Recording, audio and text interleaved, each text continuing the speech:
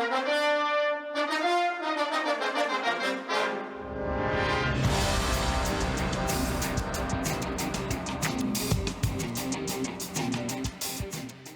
everyone, and welcome to Nittany Game Week. I'm Todd Sadowski, along with our coaches Jay Paterno and Tom Bradley.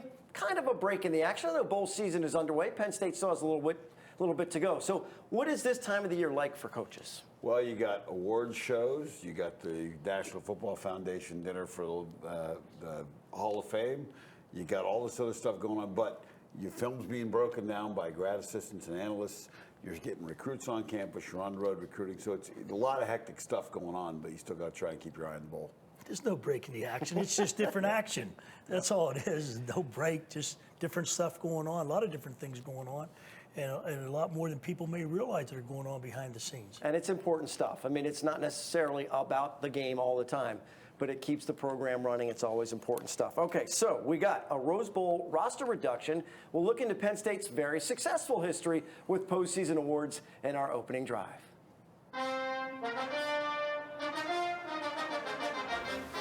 So let's talk about the Rose Bowl. Some roster reduction on both sides, most notably Nittany Lions receiver Parker Washington and Utah's best cover guy, Clark Phillips III. Big-time player, big-time loss for Utah on that one.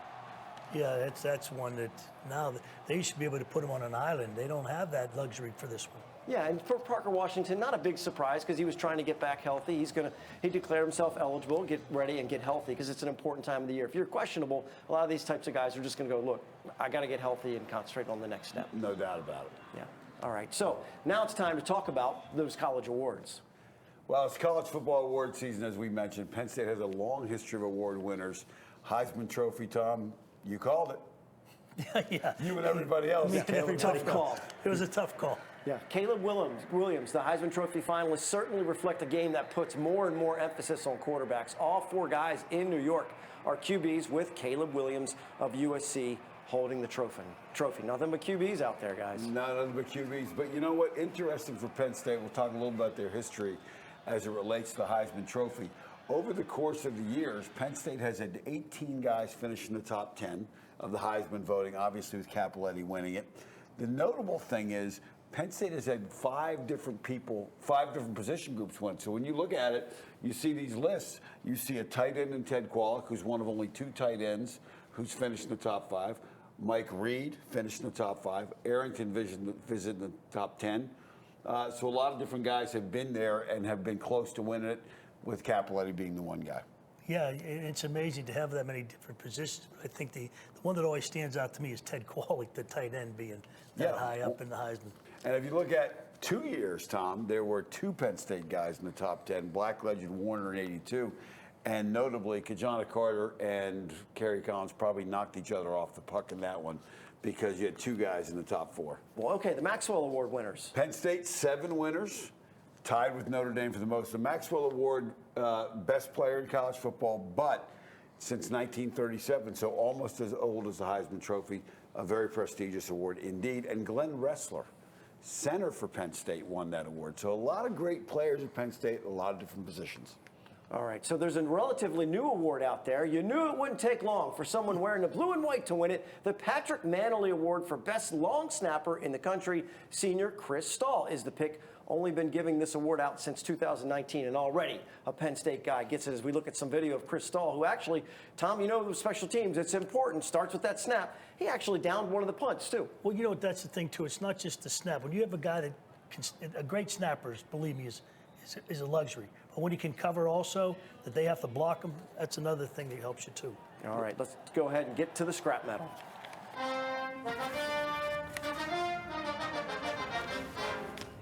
Okay, Tom, you went Jair Brown last week for defense. You're going with a grizzled veteran on offense. It's quarterback Sean Clifford. Yeah, I have to give it to Sean. You know, he's been starting quarterback, 4-time team captain. You know, he's got so many awards here that's hard to match. You know, he's started 44 games. 8 games he's passed for 300 or more yards, a school record. 15 players have caught touchdown pass from him. 80 career touchdown passes, another school record. He also has 95-yard touchdown pass, the longest in school history. 401 passing yards versus Villanova, second most in school history. He's had 798 pass completions, career record. and he has 1,311 career pass attempts. That's also the most in school history. And his career passing yards of 10,180, a school record. And I get a kick out of this stat. It's been 2,712 days since Sean verbally committed to Penn State. Wow, that is a long time. And with the Rose Bowl coming up, he has a chance to fix the one hole that people would say is that win over a top 10 team, which Penn State hasn't done so since 2016. Absolutely. Big opportunity. Clifford has one more game with the blue and white, and he's very grateful for his time with the Nittany Lions. I dreamt of doing what I do, and not many people can say that they took their dreams, like literally what I would fall asleep thinking about, into reality. Definitely grown substantially as a football player, but more so as a man. And that's not because of anything that I've done, but that's because of the people that have surrounded me and poured energy and love and compassion into me to get me to where I'm at. Clifford's been in the program 6 of Coach Franklin's 9 years.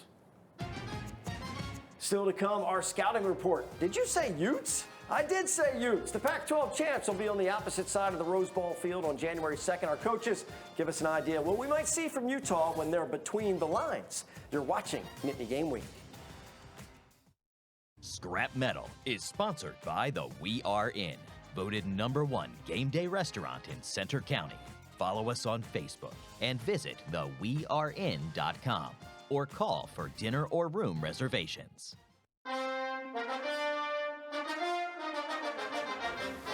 Now, welcome back to Nittany Game Week. We're moving closer to the holiday season. Let's hope the Rose Bowl experience will be merry and bright for everyone that heads out to Pasadena. There's a football game at the end of the celebrations in Cali. Coach Paterno, Coach Bradley. The opponent is Utah, back-to-back Pac-12 champs. It's time to figure out how to beat the Utes. Well, we're just in the embryonic stages of the game planning as we go. So we're going to gotta give a brief history of a brief overview of what's going on with Utah and what you need to know, just some basic stuff. So let's talk about Kyle Whittingham, their coach. He was the WAC Defensive Player of the Year, the Western Athletic Conference, the forerunner of the Mountain West. When he played, he's 2-1 in the New Year's Six bowl games, and with wins in the Fiesta, and he's 3-0 against Michigan. So maybe after this game, huddle with Utah a little bit to find out what he's got. But a great system, great program, what he's done there. And if you look at since the Pac-12, 4 division titles, 2 conference titles, 6-6 versus top 10 teams. How do they do it, Tom? Longevity. You know all about this. Well, here's the thing. That's that staff. They've been together for how many years? 122 years or some total of guys working together. That makes a big difference as you game plan and start going through, because you guys have cohesion. Yeah, and they know what each other's thinking. And 5 of their guys, their assistant coaches, played at Utah, so a total of 140 years when you add in the playing years at Utah. So they know what's going on. So let's talk about Penn State's bowl history. Some really good. We go west of Mississippi for a bowl game. We do really, really well. Take a look at it. West of Mississippi, 15-4-1, and one guy really did well, Tom. Yeah, Coach Paterno, he was 13-1 in bowl games west of the Mississippi. And 14-5 in the Big 5 bowls as well. Let's take a look now as we get into the program similarities with these two teams. The AARP eligible quarterbacks, that's people over 50. Sean Clifford was born in 1998. Cameron Rising from Utah was born in 1999. And then when you look at the turnover margin, Tom, almost identical. And when you look at interceptions in the secondary, 12 each. So let's talk about the 2 quarterbacks, because that's where it starts. These guys both are mobile. When they scramble on 3rd down, you better have eyes on him and come up and play him. The other thing is they both can take a hit, too. Yeah, what you're going to see here in a minute. And when we say take a hit, we mean take a hit. And, you're going to see 2 plays here, and neither guy came out of the game. Now, the ball went backwards. They stopped him on 3rd down. You got to rally the ball. So let's take a look at Utah's quarterback, Cameron Rising, born in 1999. He's going to party like it's 1999, hopefully not against Penn State. But again, when he scrambles, Penn State's going to have to stay in their rush lane and force him to scramble sideline to sideline, and then the defense can rally, and you'll see that's what happens with USC. And Tom, you mentioned taking a hit. Listen, here's taking a hit right here. But one of the things these guys, they'll go anywhere to scramble, inside, outside. You better know where they are. And they're not sliding. He got up, and his teammate asked him how he's doing. He says, I'm fine. So These guys can take a hit. Now, last but not least, we talk about the turnovers. And how do you get turnovers, Tom? Defenders drop, react, and swarm, as you talk about. Go to the ball. Run to the ball. That's one of the biggest things in football. Nothing's good. The further away from your ball, nothing can happen. Yeah, you gotta you'll get see to the on ball. this play, Penn State did a great job with turnovers this year. Great job creating points off turnovers this year. And that may be one of the things that's going to have to happen. That's the old scoop and score drill right there. The old scoop and score drill. And Penn State may need a couple of those in this game to get Utah off track and have a chance to win this. So, Todd, having a chance, Todd always gives us a chance to win. All right, we're going to scoop and score it some more. Thank you, coaches. Our Impact interview this week is famous for scoring a touchdown on the #1 play in NFL history. The former Nittany Lions and Steelers running back is also not afraid to step up to the mic and belt out a song. We showed this in week 1 of our season. It's like MTV back in the day. Franco Harris on the Happy Valley Crew is probably our most requested video.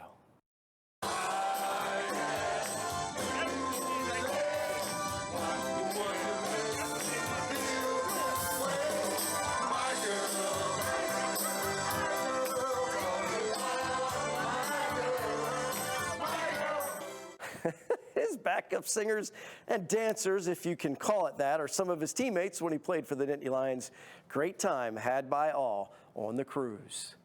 And the Happy Valley Cruise sails again this June. You can find out more information on the cruise and how you can win a free cabin for this year's trip to Bermuda at our website, nittanygameweek.com.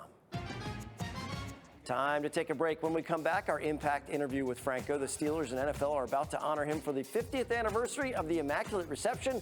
We'll talk about the anniversary and his charitable efforts when we return. More Nittany Game Week after this. Impact Interview is sponsored by the Pocono Mountains, where small-town charm meets big adventures. Book your trip today by visiting PoconoMountains.com.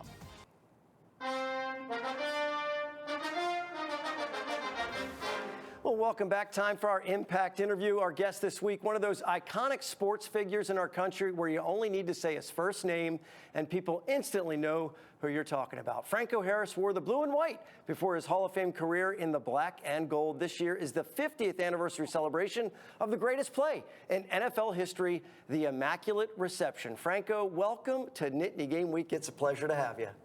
Thank you, guys. Nice to be with you.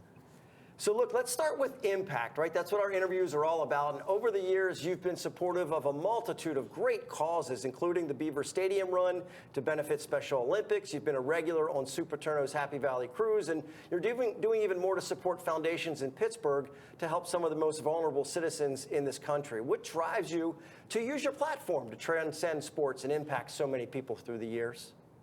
You know what? I had some great role models going through my life, and starting in my hometown of Mount Holly, New Jersey, where we had teachers and coaches that were involved in the neighborhood and making things better for the community.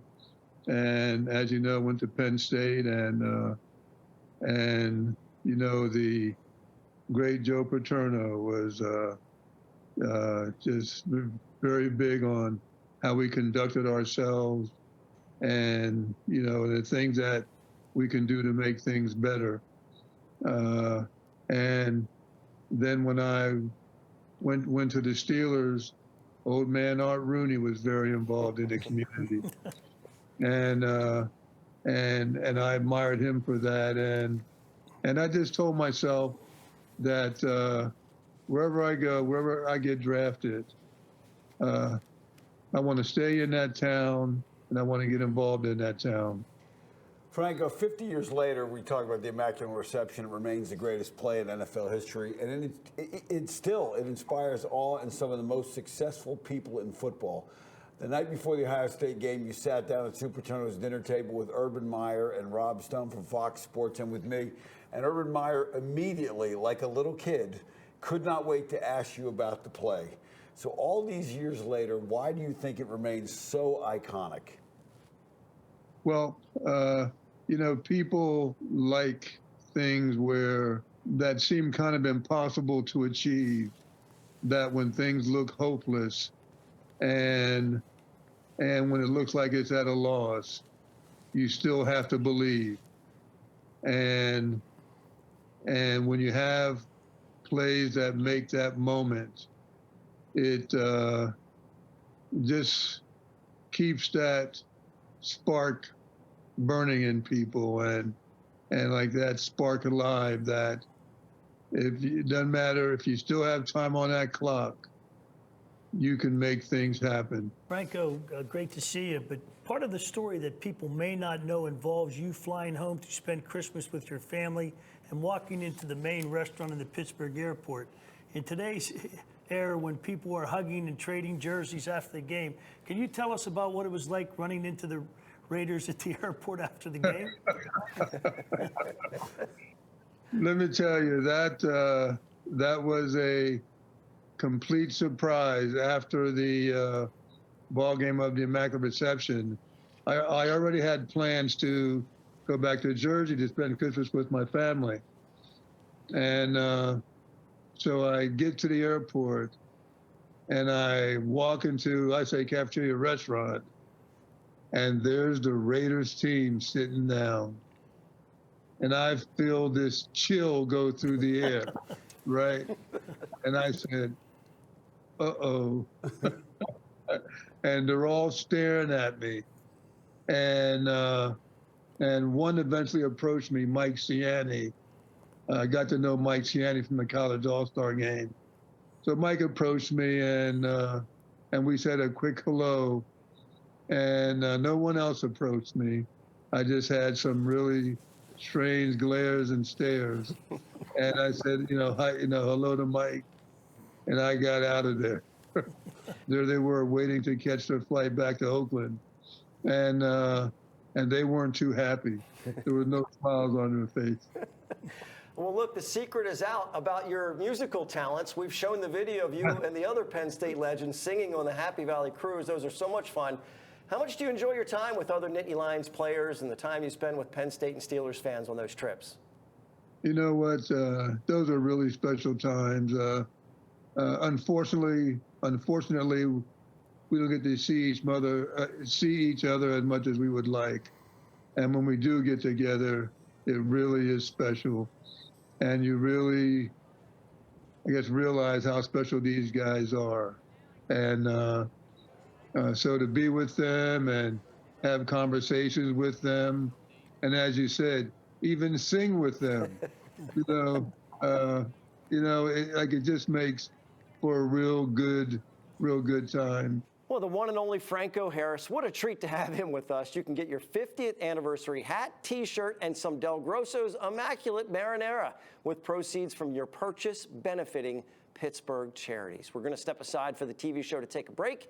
We will continue our interview with the Steelers' 4-time Super Bowl champion Hall of Famer. So if you want to see the entire conversation, make sure you go to NittanyGameWeek.com for the entire interview along with other web-exclusive content. When we come back, the Pride Picks playoffs continue. We're getting thousands of votes from all over the world. The best pets pictures are up next. We'll show you the 4 semifinalists you can vote on. We're heading into the final minutes on Nittany Game Week.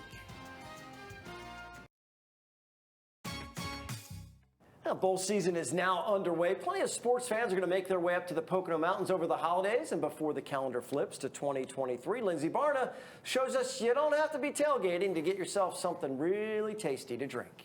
The Pocono Mountains is a massive area, 2,400 square miles. You can develop quite a thirst covering that much real estate. No problem. Just make a stop along the beverage trail.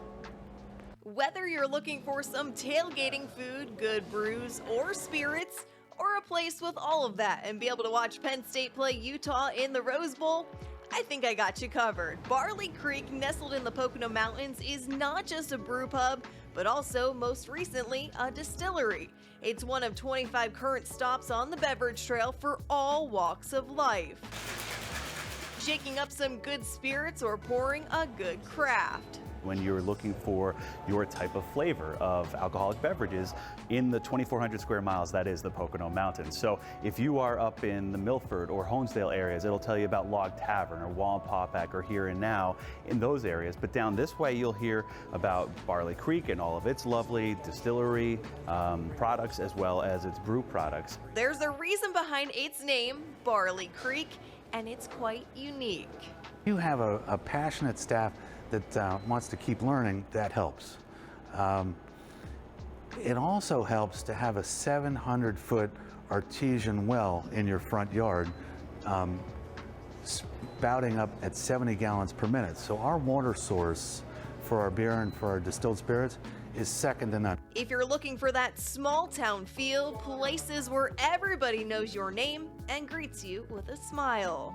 It's a quaint little bar, tasting room. I think that we're more personable. So when people come in, it does give, like, I know it sounds cliche, like a Cheers vibe, but a lot of the regulars come in, and even when new customers come in, we just make them feel welcome. There's plenty of options for everyone. Cheers. All right, thanks, Lindsay. If you want more information on the Pocono Mountains, you're thinking about making a visit, make sure you visit their website, PoconoMountains.com. And snow's coming. We're going to get you on the mountain, and you got your Franco hat on. Got my Franco hat on and my Franco Immaculate Marinara. And all benefits. You get the Super Oregon. All benefits charities yep. for Franco. 50th anniversary. Del Grosso. Good stuff. It's good stuff. All right. Well, in addition to a television show, we're bringing Nittany Lions together with our depth chart at NittanyGameWeek.com. We're connecting businesses that support the show with our viewers. Our goal is to build a team that keeps our hometowns strong. A lot of activity at our website, not only with the depth chart, but with our impact interviews and certainly our pride picks. Make sure to check out NittanyGameWeek.com for web exclusive content. I mentioned the pride picks. The playoffs continue. We're going to show you the semifinals for the pets that are all dressed up. Thousands of votes we're receiving on the website. Make your choice and help decide who wins a cabin on the Happy Valley Cruise. From all over the world, they're coming in, you were telling me. 26 countries, 6 continents so far. Amazing. All right, for Jay and Tom, I'm Todd. Thanks so much for watching Nittany Game Week. We'll see you next time.